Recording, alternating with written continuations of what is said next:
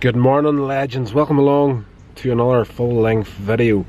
I've been playing about with shorts for a bit recently because I'm just, experimenting with different ways of working with YouTube right here. The biggest mistake I'm seeing a lot of people make right now is the fact that someone will come to you, sit down and say, okay, this is what's happened in the past online. This works. Hundreds, if not thousands, of people have used this technique and it's worked for them, and they're making a complete and utter killing at whatever they're doing. Fact of the matter is, these days we don't actually know what's working online, so you need to be experimenting as much as you can. Now, for me, I have noticed so far that for the most part the YouTube shorts are phenomenally good for getting out there, getting a few views pulled in, much more than a full-length video like this here. The shorts just seem to be pushed that little bit further than these types of videos are. But it is what it is, and it's going to annoy a lot of people, because it used to be, if you sat down to make a YouTube video and you set up, say, your phone and you started recording with the screen upright to get there, it was the biggest sin possible. Everybody was like, you can't shoot all your videos to get there, you have to have it sideways to get there, cinematic style, like this video. But it's just proving the fact right now that the industry is changing so much that everything we knew up to this point is getting thrown out in favour of what's actually working. So it's an education. It's an education that's going to annoy a heck of a lot of people that I personally know, because a lot of them are film students or ex-film students. They're trying to get into the indie film field and whatnot, and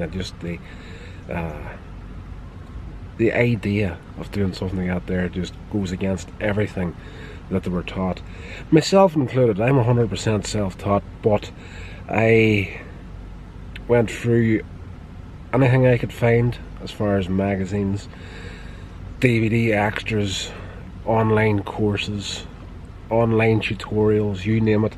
I've looked it up, I've checked it out, I've learned from it, and all of those there, if you take everything you learned from them, the style of YouTube shorts and that there is just, it's completely foreign to absolutely everything. But it just goes to prove the point that you cannot get married to an idea whenever you're creating stuff.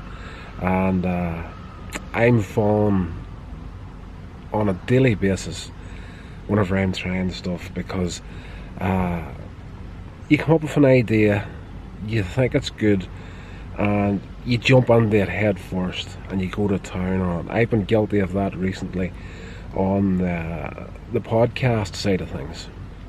I'm doing a lot of stuff on audio right now, and I got to thinking, I've got a few podcasts on the go. They're doing reasonably well for podcasts that are not being promoted anywhere online. My promotion budget is absolutely zero, so you need to go with organic as best you can. Now, I'm uploading all to SoundCloud.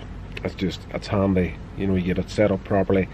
We'll put everything across to iTunes and all the other platforms, so anywhere you can get hold of a podcast, or play a podcast, or stream a podcast, you'll find my stuff.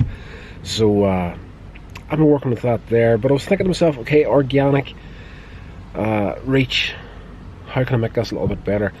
And I got to thinking, YouTube is a free platform, as much as people like to complain about how we're not getting treated fairly and whatnot. At the end of the day, it's a free platform, they're not charging you for using it.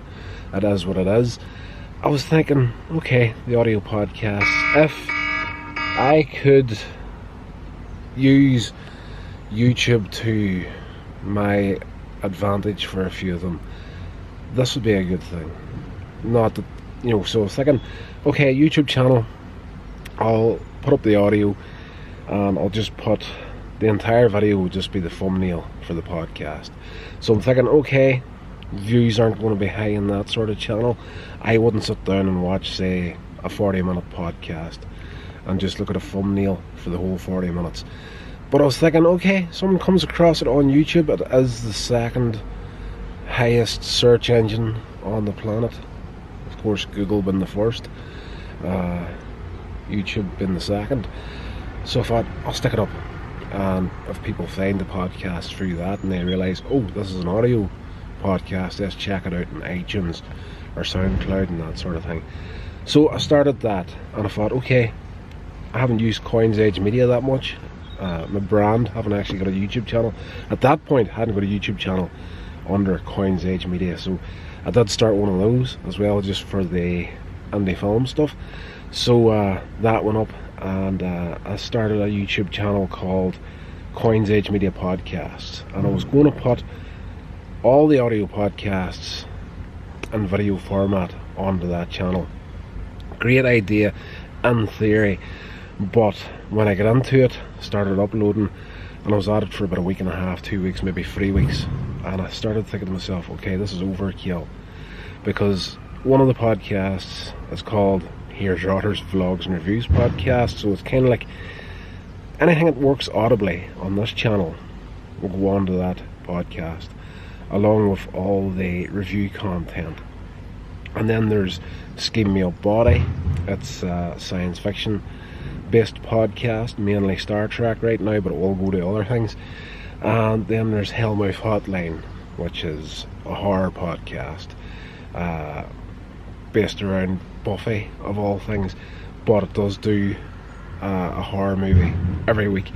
So there's that. All those three were going up, but it was overkill. Whenever I sat back and actually looked at the channel and what I was putting onto it, it was completely counterproductive to what I was hoping for it to do, because there's just too much of a variety of stuff going on to that channel. So there's a perfect example of not getting married to an idea. You know, I could have stuck with that and kept going at it, but the counterproductive nature of it in the long run, I felt was just going to be a disaster. So all the audio for Here's Rotter's Vlogs and Reviews podcast deleted, and all the Sceam Me Up Botty was deleted, and I just stuck with the Hellmouth Hotline, changed the name over to that there. So yes, I have noticed a slight bump. There's only a few views coming in here and there on it so far, but since I started it, I have seen a slight bump in the listens on the audio format of it.